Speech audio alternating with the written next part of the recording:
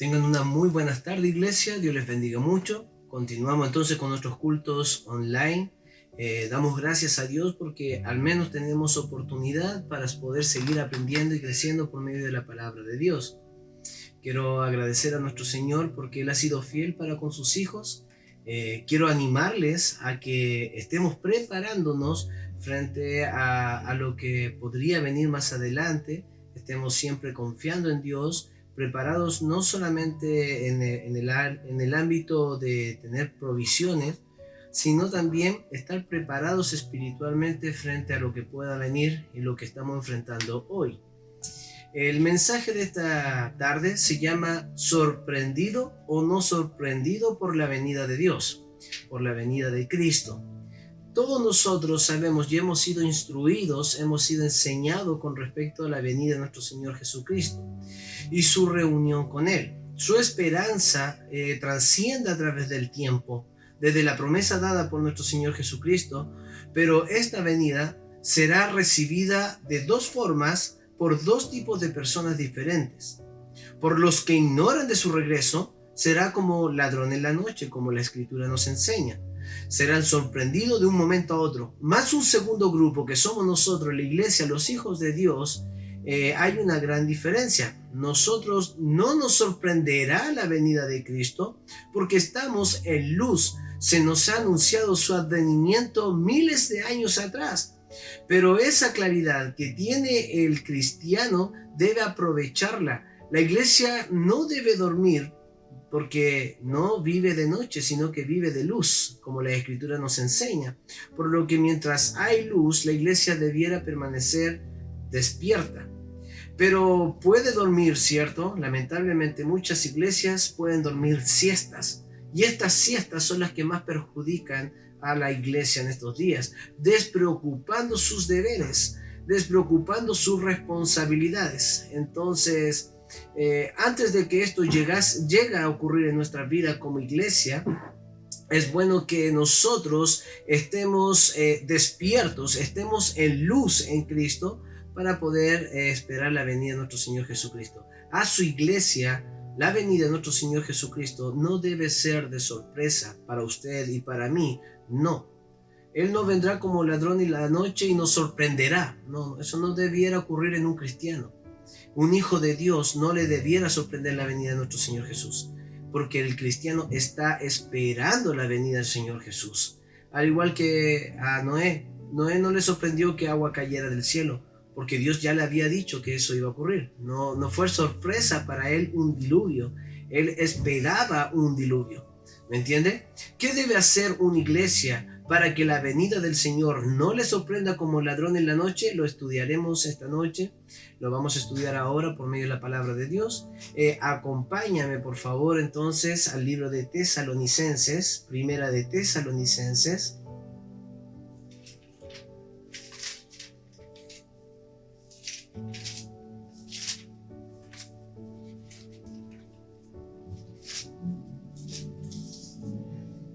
Y encontramos acá en Tesalonicenses, tanto la primera carta como la segunda carta, Pablo va a instruir a los de Tesalónica con respecto a estos últimos tiempos, la venida de nuestro Señor Jesús.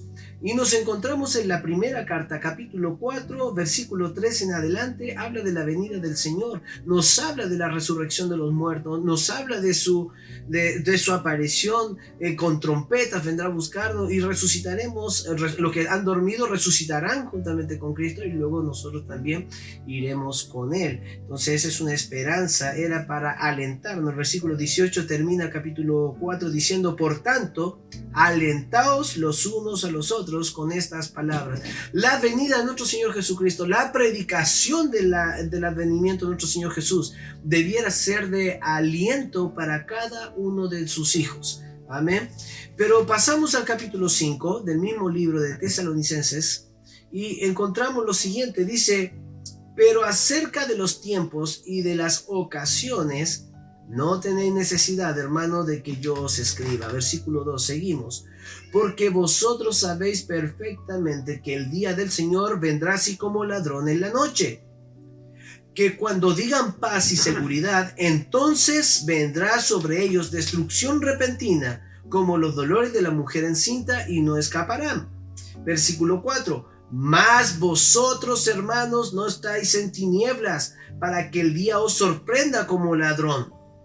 Luego dice, porque todos vosotros sois luz, hijos de luz e hijos del día, no somos de la noche ni de las tinieblas. Por tanto, no durmamos como los que duermen, sino velemos y seamos sobrios. Pues los que duermen, de noche duermen, y los que se embriagan, de noche se embriagan. Pero nosotros que somos del día, seamos sobrios, habiéndonos vestido de la coraza de fe y de amor, y con la esperanza de salvación como yelmo. Versículo 9. Porque no nos ha puesto Dios para ira, sino para alcanzar salvación por medio de nuestro Señor Jesucristo. Versículo 10. Quien murió por nosotros, para que ya sea que velemos o que durmamos, vivamos juntamente con Él. Por lo cual, animaos unos a otros, edificaos unos a otros, así como lo hacéis. La Biblia nos enseña en este texto, nos va a hablar de la diferencia que va a existir para aquellos que van a encontrarse con Cristo como un ladrón en la noche, sorprendidos por su advenimiento. Sin embargo, nosotros no. Los hijos de Dios, el regreso de nuestro Señor Jesús no es una sorpresa. Para nosotros que estamos en luz, no seremos sorprendidos. Estamos esperando la venida de nuestro Señor Jesucristo. Anhelamos el regreso de nuestro Señor Jesucristo. Y este acontecimiento será tan verídico, tan verdadero, como lo fue para Noé el diluvio. Vamos a ir a Dios en oración y vamos a rogar que Dios nos permita comprender su palabra durante este mensaje. Vamos a Dios en oración, acompáñame. Bendito Padre Celestial, Dios de los cielos, gracias Señor por esta tarde que usted nos regala, el mensaje que usted nos va a dar. Ruego que usted pueda bendecir a su iglesia, pueda engrandecer a su iglesia, hágala prosperar y crecer cada día más. Señor, tiempos peligrosos estamos viviendo hoy.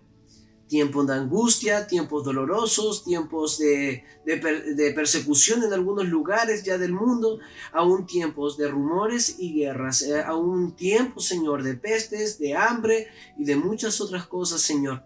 Desde aquí, encerrado en nuestras casas, Señor, escuchando su palabra, escuchando su verdad, cuánto necesitamos escucharla para poder animar nuestros corazones. Bendice, Señor, a cada uno de los hermanos de Peniel. Bendice a cada uno de los oyentes que va a prestar atención a este mensaje. Y que la palabra de Dios, Señor, pueda causar ese efecto que solamente usted sabe causar. Vidas totalmente rendidas a los pies de Cristo. Mi Dios Todopoderoso, que su palabra pueda ser clara y que no haya ninguna, Señor, ni una pizca, ni un poquito, Señor, de incertidumbre en el mensaje. Por favor, se lo rogamos. Habla al corazón de cada uno de los oyentes. Se lo pedimos, se lo suplicamos. Padre amado, en el bendito nombre de su Hijo Jesús, le pedimos todas estas cosas. Amén. Muy bien. Vamos a ver 3 puntos. No creo que hoy alcancemos a ver los 3 puntos. Es muy probable que el último tengamos que aplazarlo para la próxima semana. Pero vamos a tratar de avanzar lo que más podamos en este tiempo que tenemos. Primer punto, para que contestemos esta pregunta: ¿qué debe hacer una iglesia para que la venida del Señor no le sorprenda como ladrón en la noche? Bueno, primero, tiene una ventaja: está en luz. Segundo, tiene una responsabilidad para con esta ventaja: mantenerse despierta. Y tiene un propósito de su responsabilidad de mantenerse despierta. ¿Cuál? Sed sobrios. Entonces, según lo que estamos viendo en la escritura en Tesalonicenses capítulo 5, vamos a ver estos 3 puntos. Y vamos a iniciar con el primero. Tiene una ventaja: el Hijo de Dios, los cristianos, no serán sorprendidos con la venida de nuestro Señor Jesucristo como ladrón en la noche, porque está en luz. Usted y yo estamos en luz. Vamos a leer los textos, capítulo 5, versículo 4 al versículo 5. Dice: mas vosotros, hermanos, no estáis en tinieblas, para que aquel día os sorprenda como ladrón. ¿Qué día está hablando? La venida del Señor Jesús. Eso es lo que es el contexto del tema. Luego dice el versículo 5: porque todos vosotros sois hijos de luz e hijos del día. No somos de la noche ni de las tinieblas. La Biblia nos está enseñando entonces de que nosotros estamos en luz, no estamos en tiniebla, no estamos de noche, estamos de día y somos de luz. Hay una gran ventaja en todo esto, hermano. Noé sabía algo que la gente de alrededor no sabía. Aunque Noé le predicaba y le enseñaba, era pregonero de justicia, muchos no le creían e ignoraban de las promesas de Dios. Dios ha hecho una promesa, Él regresará, es una promesa bella, es maravillosa. Y no debiera sorprendernos a nosotros. Amén. Vamos entonces, dice, alumbrando más que nunca, mientras más oscuridad exista, la luz más se puede ver. Usted enciende una linterna al atardecer y no se ve tanto como cuando ya ha declinado el sol y ya todo es oscuro. Usted prende una linterna y se logra ver más. Hermano, estamos viviendo los tiempos de mayor oscuridad de la historia. La Biblia sí lo enseña, ya les voy a mostrar algunos textos, pero la Biblia nos enseña de que estos son los tiempos más oscuros que ha de vivir el planeta Tierra. Esta es la generación de mayor oscuridad. Hermano, jamás hemos vivido un tiempo más oscuro que estos tiempos. Usted me dirá, pero pastor, siempre ha existido el pecado, siempre ha estado el fornicario, el adúltero, el asesino, el violador, siempre ha habido todos estos pecados. Sí, es cierto, usted tiene mucha razón. Los pecados antiguos son los mismos de hoy y no hay diferencia, y estoy totalmente de acuerdo. Pero hay una gran diferencia. ¿Cuál? Si bien en la antigüedad existió el pecado, siempre ha existido el ateísmo, siempre ha existido el aborto, la homosexualidad, las violaciones, la rebeldía, pero en estos tiempos no solo se practica, sino que también es aceptado y defendido. ¿Entienden, no? Hoy en día es aceptado y defendido este pecado, estos pecados. En la antigüedad era de vergüenza, cualquiera de estos pecados era digno de vergüenza. La pedofilia era una vergüenza, lo que es el aborto era una vergüenza, cualquier pecado de este índole era una vergüenza. Hoy en día es un orgullo. Hoy en día el asesinar a un bebé es un orgullo, porque es el derecho de la mujer. Hoy en día se defienden estas cosas como derecho. Se defiende judicialmente estos pecados. Qué tremendo lo que estamos viviendo hoy en día. Estamos viviendo los tiempos peligrosos para la iglesia. Que cada día que pasa, más se acorta la libertad de predicar el evangelio. Cada día que pasa, la iglesia más y más se acerca a esa persecución mundial que busca la extinción del cristianismo. Ahmed Shahed. Usted me preguntará, ¿quién es ese tipo? Bueno, él es el relator especial de la ONU sobre la libertad de la religión o creencias. No olvidemos este nombre, ya que está encargado de la libertad cristiana en el mundo. Dijo lo siguiente, escuche bien: rechazo firmemente cualquier afirmación de que la creencia religiosa puede ser invocada como una justificación legítima para la violencia o la discriminación contra las mujeres, las niñas y las personas LGTB. Están intentando suprimir la libertad de las religiones ortodoxas que no se sometan a las reglas del juego, aceptando a todos sin importar su género. Ellos eso es lo que están pidiendo. Esta persona, que es la que nos representa frente a las Naciones Unidas como religión y su libertad, está enseñando que si no somos pluralistas y si no nos inclinamos a una ideología progresista, siguiendo, ¿cierto?, sugiriendo, él sugiere también en esta entrevista, una reinterpretación de nuestra fe, entonces la religión viene a ser un peligro para la sociedad. ¡Wow! ¡Qué tremendo lo que estamos viendo, hermano! Cada día que pasa, podemos ver que cada vez se estrechan mucho más las libertades del cristiano. Cada día podemos ver que cada vez se va levantando más el odio contra el cristiano mundialmente. Crece a pasos agigantados, crece con gran rapidez. No falta mucho para que nos consideren como los enemigos de la sociedad por querer ser fiel a Dios y a su palabra. Isaías 62 nos relata de la venida de nuestro Señor en los últimos tiempos. Isaías 62, acompáñeme por favor. Dice Isaías 62, dice: porque he aquí que tinieblas cubrirán la tierra y oscuridad las naciones, mas sobre ti amanecerá Jehová y sobre ti será vista su gloria. La Biblia nos enseña que durante ese tiempo, el último tiempo de los acontecimientos, habrá tal oscuridad, tal tinieblas sobre todas las naciones, sobre todo lugar habrá gran oscuridad. Y hermanos, estamos refiriéndonos a estos últimos tiempos. El mundo carece de luz. Y no es porque el cristiano ha dejado de alumbrar. No, la luz de Cristo sigue en esta tierra. Nosotros somos la luz de este mundo, somos la sal de este mundo. No, sino que el entorno se ha ido oscureciendo cada vez más. Mientras ellos más apaguen sus conciencias, más oscuridad hay en el mundo, menos discernimiento de lo que están haciendo, menos entendimiento de las leyes que están proponiendo, menos entendimiento de todas las cosas que están sucediendo hoy, diciendo de que es bueno lo que es malo, porque ellos no pueden discernir entre su mano derecha y su mano izquierda. Más nosotros, hermano, que estamos en luz, tenemos una ventaja para poder esperar a nuestro Señor Jesús. ¿Cuál? Estamos en luz. Tenemos discernimiento. A nosotros no se nos ha oscurecido el discernimiento. El cristiano le ha sido alumbrado la luz de Cristo.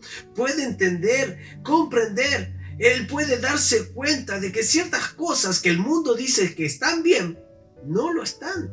Están equivocados, están en pecado.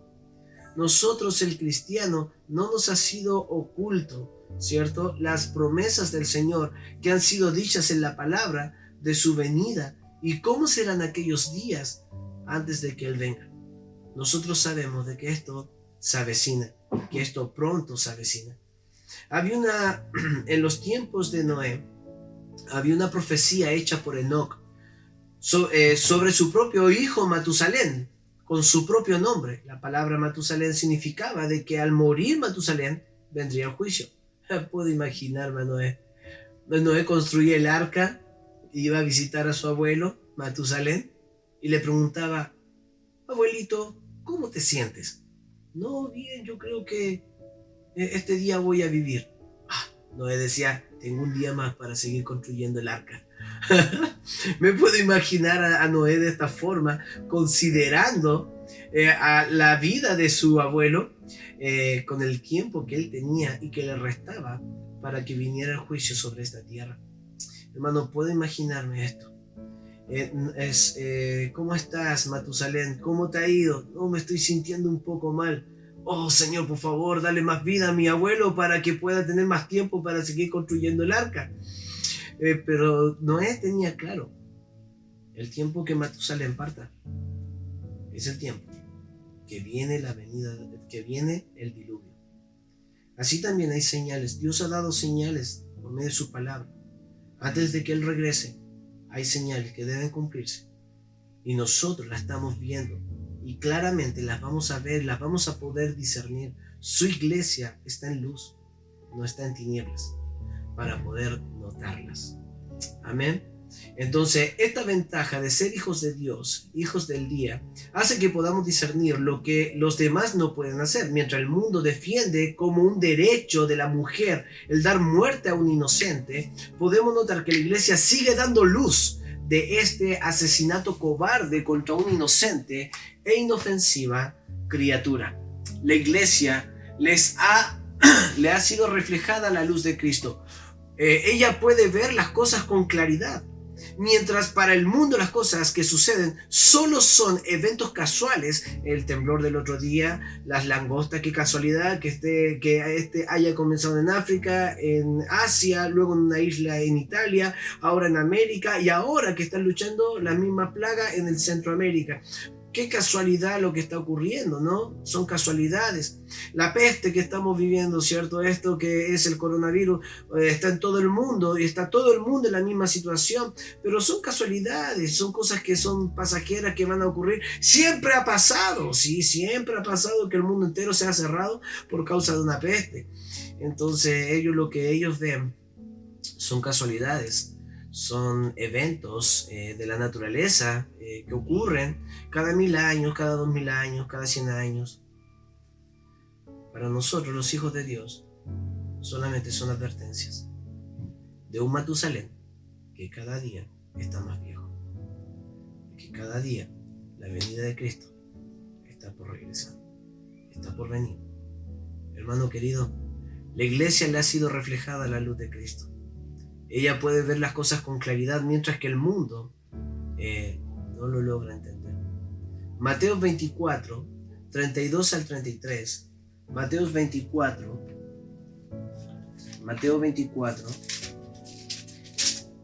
Y vamos a leer acá, por favor. Dice la palabra de Dios, versículo 32 al 33. Dice: de la higuera aprended la parábola. Cuando ya sus ramas están tiernas y brotan las hojas, sabéis que el verano está cerca. Así también vosotros, cuando veáis todas estas cosas, conoced que está cerca a la puerta. El Señor está a la puerta. El Señor está cerca.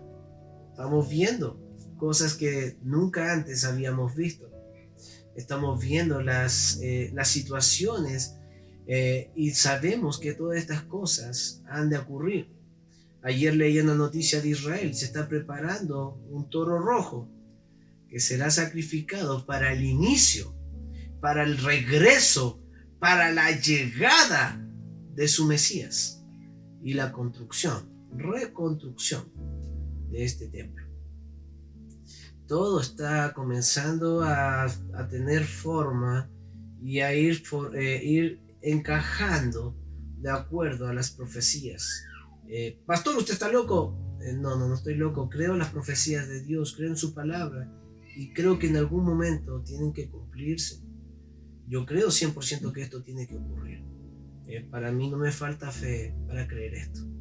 Entonces dice: no seremos sorprendidos si andamos en luz, porque todas las cosas se manifiestan y son manifiestas, por la luz. Efesios 5:13 dice: mas todas las cosas, cuando son puestas en evidencia por la luz, son hechas manifiestas.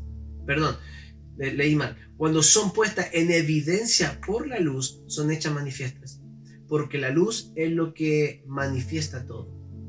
Iglesia, tenemos una ventaja para aquel día en que Él regrese y no nos sorprenda como ladrón en la noche. Tenemos luz para poder ver con claridad cuando Cristo regresará por su iglesia. Tenemos luz para poder discernir entre lo bueno y lo malo en estos tiempos peligrosos. Tenemos luz para poder guiar a otros a la fuente de luz, Jesucristo. Esto era lo que exactamente ocurría en los días de Noé, querido hermano. Mientras unos en oscuridad, ignorando lo que sucedería, se embriagaban y se casaban y se daban en casamiento, Noé en la luz construía un arca. Mientras la luz de Noé lo llevó a ser pregonero de justicia, los que estaban en tinieblas se burlaban de la predicación de Noé. Cuando agua comenzó a caer del cielo, para Noé, que estaba en luz, no le sorprendió, pero los que estaban en tinieblas sería lo último que verían antes de fallecer, antes de perder su vida. Hermano querido, son los tiempos que la Biblia ha enseñado que hemos de vivir como iglesia. Quizás este es el comienzo. Quizás vienen cosas peores más adelante. Tal vez este es un inicio. Quizás este es el tiempo en que la higuera ya está comenzando a brotar sus hojas. Amén. Y hay que comenzar a prestar atención a las profecías, a lo que la palabra de Dios nos enseña, para que a la luz de la Escritura podamos estar preparados. Amén. Continuemos. Dice: aprovechemos esta ventaja de Dios que nos ha dado y despertemos. Este es el segundo punto que quiero enfatizar. ¿Cuál? La responsabilidad de tener una ventaja, de tener luz, es mantenernos despiertos. La iglesia debe mantenerse despierta, activa, no dormirse. Hermano, mira por favor, vuelva conmigo a Tesalonicenses, 1 Tesalonicenses, y leamos el texto. Capítulo 5. ¿Qué nos dice? Por favor, presta atención. Dice el versículo 6 y 7 ahora. Dice: por tanto, no durmamos como los demás, sino velemos y seamos sobrios. ¿Por qué? Dice, pues los que duermen, de noche duermen, y los que se embriagan, de noche se embriagan. Hermano, hay un consejo, hay una responsabilidad para con la luz que nos ha sido entregada. No dormir. No te duermas, hermano. No nos durmamos, querida iglesia. No se duerma, hermano. Es cierto, no nos estamos congregando, pero no es razón para dormirse. La iglesia es el tiempo en que más debiera estar despierta, más debiera estar velando, más debiera estar entendiendo las cosas que están sucediendo. Es ahora donde nuestra fe es puesta en práctica. Iglesia amada, abra sus ojos y despierte. El mundo carece sin Cristo. El mundo necesita del Señor. Amigo mío, predique más que antes. Querido amigo mío, practique su don más que antes. Amigo querido, hermano amado, hermano, sirva al Señor con más ganas y más deseos de querer hacerlo. Hermano, estoy seguro de que muchos de nosotros ha perdido su fe, ha perdido el aliento, ha perdido el deseo, la motivación durante estos tiempos, cuando debiera ser lo contrario.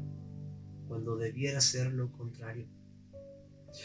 Recuerdo hace unos años atrás, me compré un auto, lo mandé al cambio volante y me dijeron, en 15 días está el auto.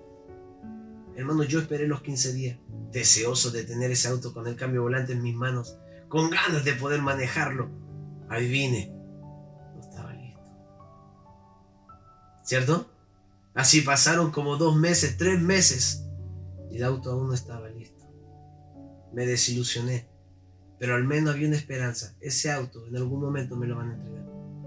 Hermano, la venida del Señor Jesús viene, se va a cumplir.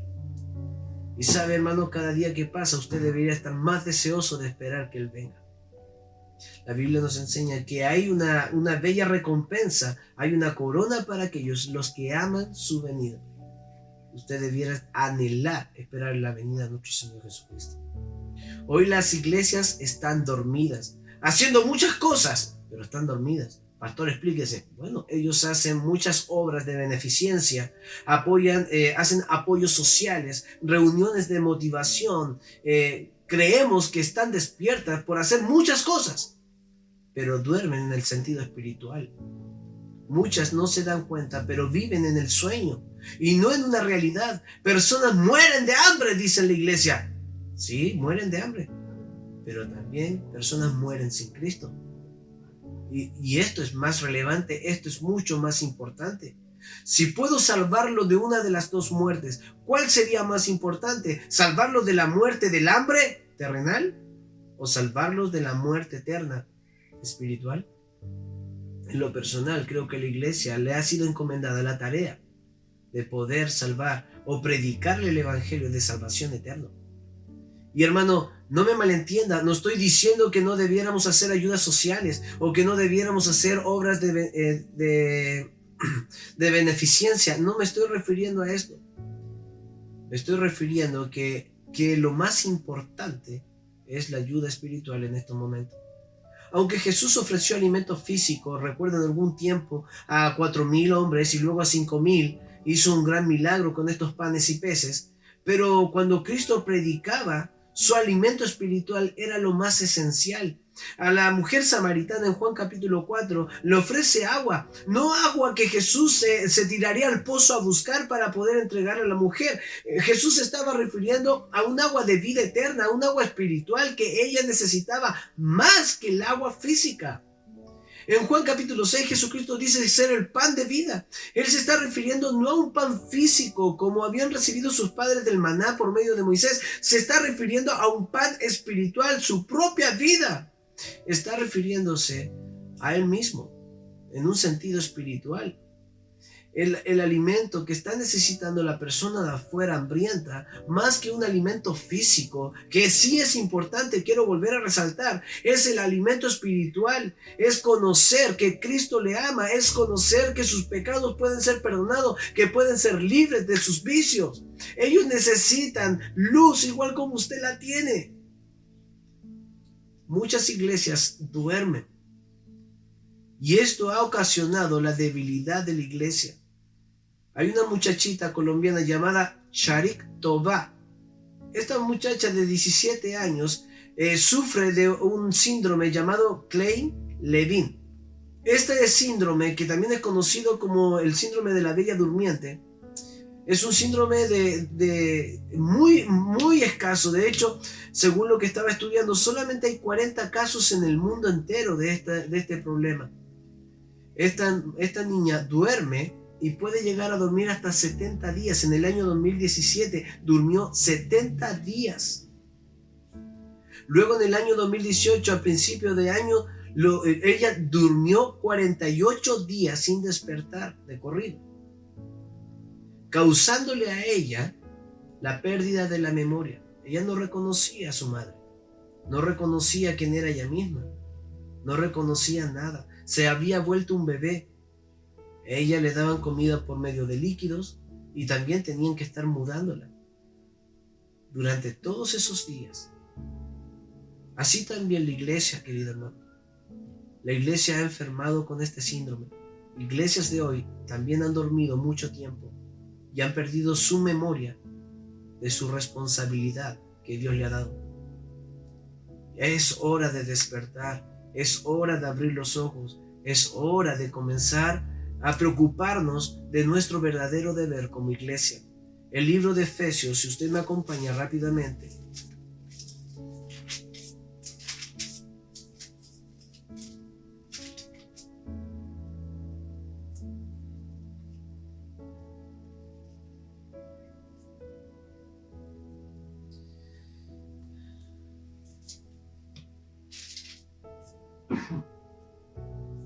Capítulo 5. Efesios 5, versículo 8 al 17. Voy a dar lectura. Espero que usted haya encontrado el texto. Efesios capítulo 5, versículo 8 al versículo 17. Dice así la palabra de Dios. Dice: porque en otro tiempo erais tinieblas, mas ahora soy luz en el Señor, andad como hijos de luz. Porque el fruto del Espíritu en toda bondad, justicia y verdad, comprobando lo que es agradable al Señor. Y no participéis en las obras infructuosas de las tinieblas, más bien reprenderlas, porque vergonzoso es aún hablar de lo que ellos hacen en secreto. Mas todas las cosas, cuando son puestas en evidencia por la luz, son hechas manifiestas, porque la luz es la que manifiesta todo. Versículo 14, y el que quiero enfatizar en este texto. Por lo cual dice: despiértate tú que duermes, y levántate de los muertos, y te alumbrará Cristo. Mirad pues con diligencia cómo andéis, no como necios, sino como sabios, aprovechando bien el tiempo, porque los días son malos. Por tanto, no seáis insensatos, sino entendidos de cuál sea la voluntad del Señor. Usted está en luz y conoce la voluntad de Dios. Y la voluntad de Dios es que la Iglesia Bautista Peniel abra sus ojos. Es el momento de despertar. No vivir como el mundo vive. No aterrorizado de lo que del mundo está aterrorizado. No con esos miedos, con esos miedos profundos que vive el hombre. Hermano, si usted ha conocido de la verdad y usted conoce de Cristo, usted no vive como el mundo vive. Nosotros podemos ver al mundo en oscuridad, en desesperación. Podemos ver a un mundo que está sin ningún tipo de esperanza, viviendo, pensando que esto pronto ha de acabar. Pero el cristiano vive un mundo con los ojos abiertos, con luz. No hay temor, no hay miedo. Vive seguro en las manos de Dios, entendiendo la voluntad de Dios. Iglesia, usted no puede vivir aterrorizado y querer enseñar a otro que está aterrorizado a confiar en Dios. No, eso, hermano, es hipocresía. No, hermano. El mensaje del cristiano tiene que ser de acuerdo a lo que vive, a lo que cree. Y esa es nuestra responsabilidad como iglesia. Es por eso que acá dice Pablo, por lo cual despiértate, tú que duermes, y levántate de los muertos, y te alumbrará Cristo. Cuando es de día, nadie debiera estar durmiendo. Es de día, hay que aprovechar la luz para hacer nuestras cosas. Mas cuando es de noche, es momento de descansar y dormir. La iglesia está de día siempre. Está en luz siempre. Por lo cual la iglesia no va a dormir, no debiera dormir. Pero hay iglesias que han tomado siesta de día. Y cuando han despertado han perdido su responsabilidad. Han olvidado cuál es su responsabilidad. Han olvidado el servir a Dios o la razón por la cual existe la iglesia.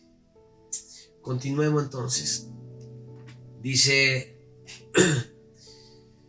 este tiempo la iglesia debiera estar velando, que en otra palabra es despierto, como nos mencionaba ahí el texto en Tesalonicenses, estar despierto, velando. Entonces hay un refrán famoso que dice, camarón que se duerme, se lo lleva la corriente.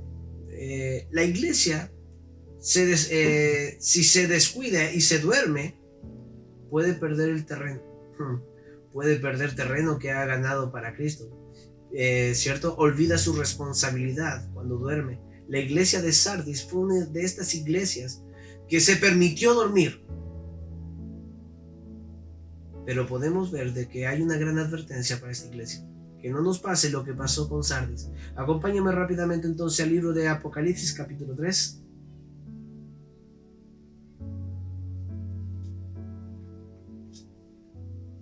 Apocalipsis capítulo 3.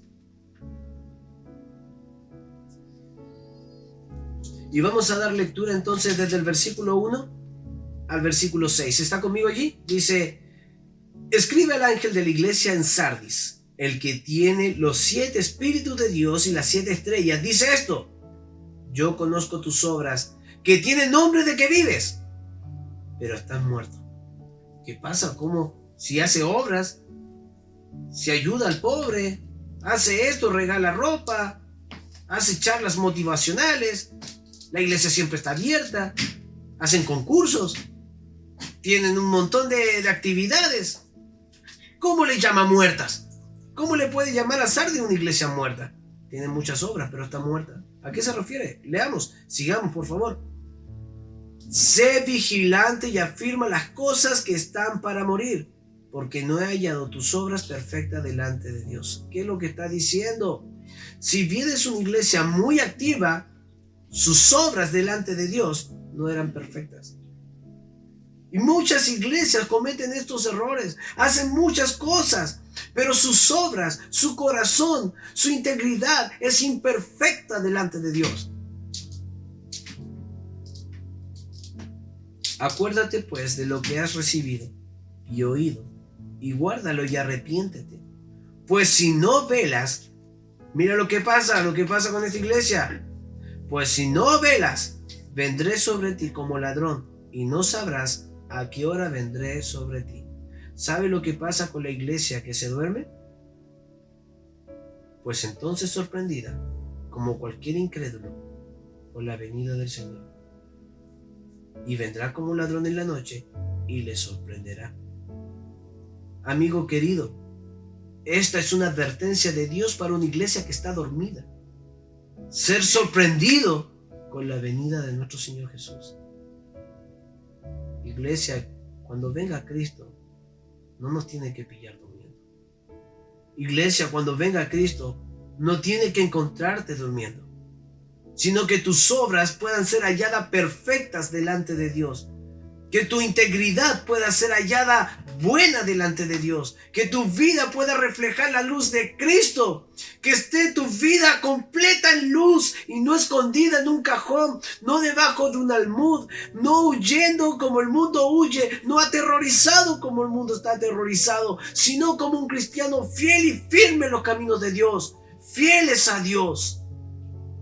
Hermano, he podido encontrar cristianos caídos en estos tiempos. Y si han caído en estas pequeñas pruebas, ¿qué pasará con ese cristiano cuando venga la verdadera prueba?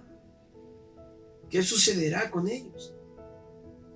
Muchos cristianos en estos tiempos que estamos viviendo han dejado su responsabilidad, su ministerio, están abandonados.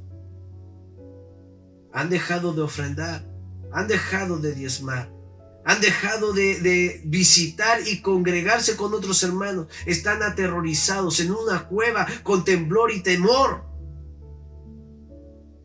Hermano querido, yo encuentro que está bien que uno haga cuarentena. Está bien evitar que otros se contagien. Pero no deje de predicar de Cristo. Siempre hay forma de hacerlo. Una llamada telefónica, un mensaje de texto, un WhatsApp. Siempre hay manera de predicar de Cristo. Siempre hay manera de hacerlo. Amigo querido, yo he tenido que hacer ministerio con o sin coronavirus. Pero no es porque yo quiera hacerlo por mi agrado, sino porque Dios lo ha mandado a hacer.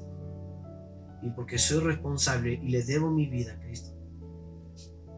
Obviamente con todo el cuidado, obviamente sin tentar a Cristo, con todas las cosas y protecciones suficientes, pero también sin ningún tipo de temor, sabiendo de que la vida y la muerte descansan en las manos de Dios.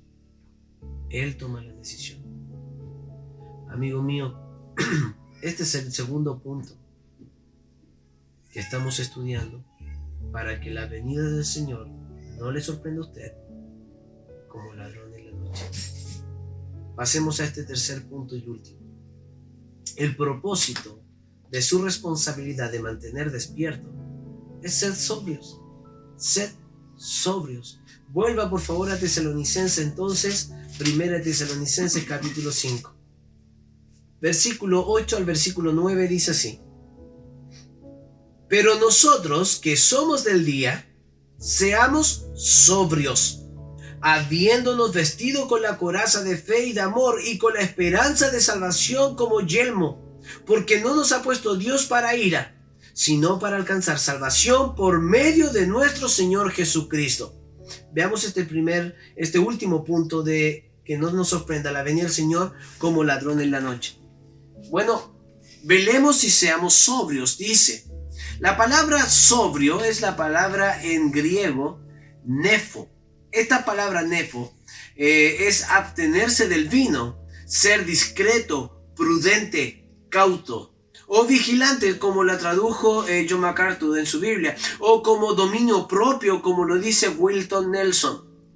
En la palabra más sencilla y una forma más práctica de poder entender esta palabra es sobrio, significa tener los sentidos despiertos para estar preparado para actuar correctamente. Entonces, una persona que está sobria, una persona que tiene todos los sentidos agudizados y está preparado, cualquier cosa no le va a sorprender. No, más aquel que no está velando, aquel que se ha dormido, aquel que está distraído, aquel que tiene un ojo abierto, el otro cerrado, aquel que está descuidado, las cosas van a ocurrir y a él, cierto, él sí le va a sorprender.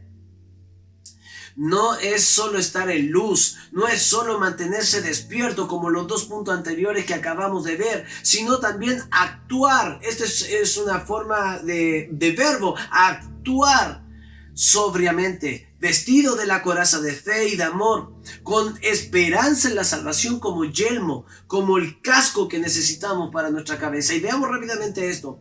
Coraza de fe. Vamos a ver, la coraza de fe. Necesitamos mantenernos durante este tiempo protegidos, ¿cierto? Nuestras partes más... las más delicadas de nuestro cuerpo. Acá nosotros tenemos todos los órganos más delicados y los más importantes, y la fe protege los órganos espirituales más importantes del cristiano. Necesitamos de fe. En una ocasión, en Lucas 18:8, Jesús dijo: os digo que pronto le hará justicia. Pero cuando venga el Hijo del Hombre, hace una pregunta, dice: ¿hallará fe en la tierra? ¿Qué es lo que va a decaer? ¿Qué es lo que va a faltar cuando venga Cristo? Fe. ¿Hallará fe en la tierra? En otra ocasión, Jesucristo, hablando a Pedro, le está diciendo que habrían de venir algunas pruebas sobre la vida de ellos y los discípulos. Y Jesús le dice: yo he orado por ustedes al Padre. La pregunta es: ¿y qué le pidió Jesús a su Padre con respecto a la prueba que ellos habrían de vivir? Veámoslo, mira, acompáñame a Lucas 22, 31 al 33. Dice así, 31 al 33. Dice: dijo también el Señor: Simón, Simón, he aquí Satanás os ha pedido para zarandearos como a trigo, pero yo os he rogado por ti. ¿Qué cosa rogó al Padre, como le estaba diciendo? ¿Qué pidió Jesús al Padre con respecto a esta prueba que iban a vivir? Dice el versículo 32, dice: que tu fe no falte, y tú, una vez vuelto, confirma a tus hermanos. Hermano, escucha bien lo que pidió Jesús a su Padre en ese momento de prueba que habrían de vivir los discípulos. Es fe, que la fe no falte. Hermano, nuestra fe será probada en estos últimos tiempos. Nuestra fe no solamente intelectual, estoy hablando de la fe práctica. Nuestra fe práctica va a ser amenazada durante estos últimos tiempos. Hermano, hablo de esa fe que nosotros mostramos a través de nuestros frutos, que mostramos a través de nuestros hechos, nuestras obras. Hermano, si eres de los que dejó leer la Biblia durante este tiempo en la cuarentena, si eres de los que dejó de orar durante este tiempo en la cuarentena, el que descuidó su ministerio y su don durante esta cuarentena, la pregunta es, querido hermano, ¿qué va a suceder cuando la iglesia sea perseguida entonces? Si durante este tiempo tu fe ya menguó. Segundo, habla con respecto a la coraza de amor. No solamente la coraza de fe, sino también nos cubre nuestras partes vitales, el amor.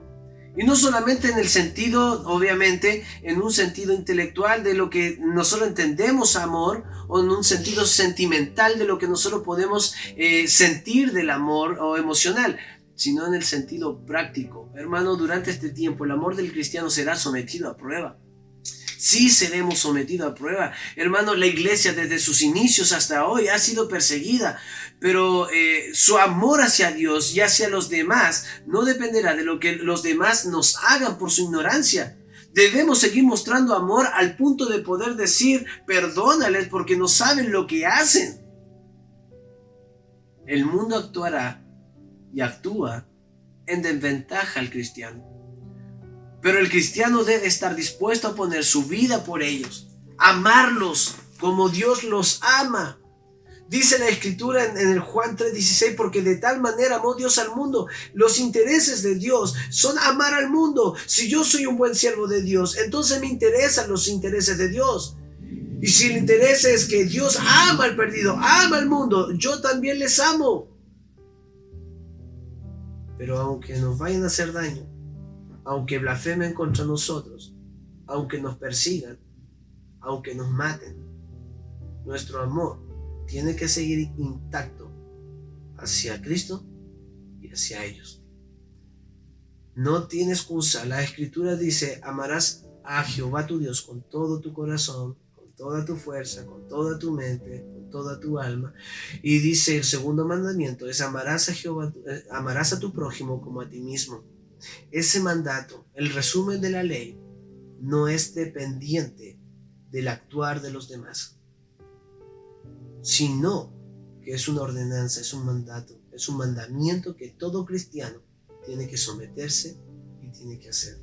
Usted debe amar a su prójimo, debe amar al perdido, aunque ellos le odien.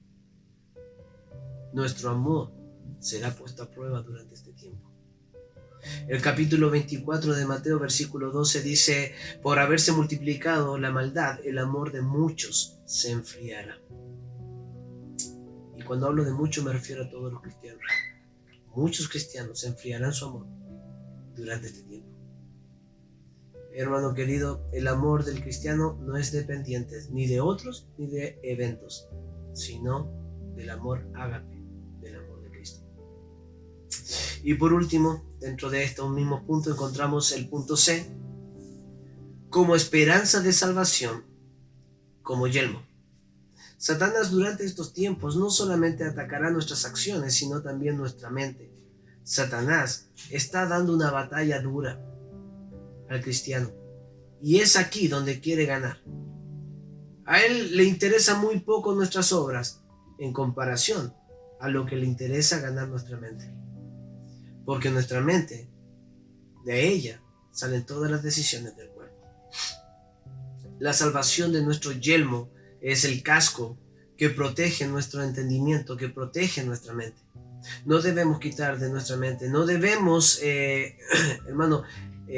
quitar de nuestra mente que hemos sido salvos por la gracia de Cristo. No solo el cristiano es atormentado físicamente, sino también mental en sus pensamientos. Muchos pensarán y querrán hacernos pensar que el Señor ya no vino y que su promesa ya no se cumplió. Muchos van a querer eso, se van a burlar de nosotros, de que Cristo prometió algo que no cumplió, que Dios se ha olvidado de nosotros. Querrán decir muchas cosas en nuestra mente, pero nuestra mente debe descansar en la esperanza de la fe, ¿cierto? De su salvación. Hermano, nosotros no debemos ser confundidos en estos tiempos, como muchos lo serán. De hecho, el libro de Mateo 24 dice que aún los escogidos serán confundidos, aún ellos serán engañados. Cristo regresará y cumplirá su promesa, vendrá a rescatarnos y llevarnos a su presencia. Nos ha provisto de salvación, y no una salvación que dura un tiempo, sino una salvación eterna. Cuando tengamos esto presente en nuestra mente, entonces nuestras acciones también serán afectadas por este pensamiento, para gloria de Dios, entendiendo que no sembramos en vano, sino que algún día Cristo cumplirá su promesa de venir por su iglesia y vamos a cosechar lo que hemos sembrado.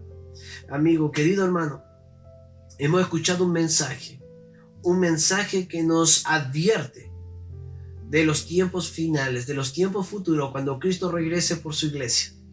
Despierta, iglesia, despierte, está en luz. Despierte, es de día, es hora de levantarse, es hora de levantarse. Amén, hermano querido, es hora de que nosotros actuemos sobriamente en esta tierra, que no dejemos nuestros compromisos, que no dejemos de ser leales a Dios, que no dejemos de buscar a nuestro Señor cada día. Amigo mío, usted no dejó de ser cristiano el momento que usted entró en cuarentena. Usted comprueba que es un cristiano en este tiempo de cuarentena. Te animo a seguir adelante, te animo a permanecer en Cristo, y este es el mensaje que Dios tiene para nosotros en esta noche. Dios le bendiga mucho. No sé si habrá alguno por allí que ha escuchado el mensaje, que a lo mejor usted dirá: yo quiero tener esa paz y esa tranquilidad, yo quiero también no ser sorprendido cuando Cristo regrese, quiero ser uno de los suyos que sea llevado hasta la presencia de Él cuando Él venga en las nubes.